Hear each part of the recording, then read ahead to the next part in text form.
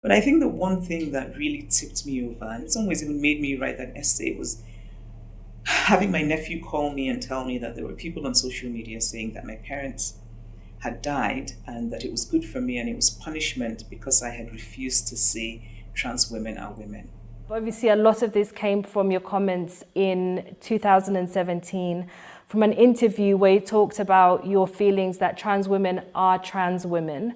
It's several years on. Does this still reflect your views today? Yes. Just explain that a bit more. That I don't know that there's, I've never understood. And so even being asked this question, why am I being asked this question? In other words, what is it about trans women and trans women that is offensive? There is a sense that by talking about trans women being trans women, they're being excluded from womanhood and being othered. But in what way? There's a major logical fallacy to this, because on the one hand, we say that we want to be inclusive. And the premise of inclusivity is that there are differences between us. Why then are we so unwilling to acknowledge those differences? In some ways, it seems to me like saying I'm colorblind, and everyone is gray.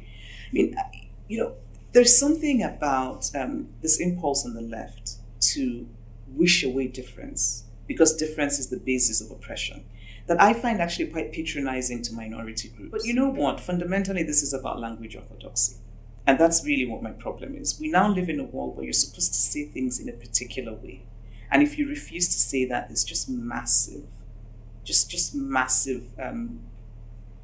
of backlash. And I just refuse to, I'm done. And sometimes one feels that that sort of the fashionable feminism of the day is one in which you're supposed to parrot these orthodoxies. But somehow we're forgetting that there is a raging epidemic of violence against women everywhere in the world. It's an epidemic. And it just seems to me that it's almost become unfashionable to talk about those things. It's an American invention. There are orthodoxies that we're supposed to parrot, and that makes us morally virtuous. But we're not even actually thinking about real things.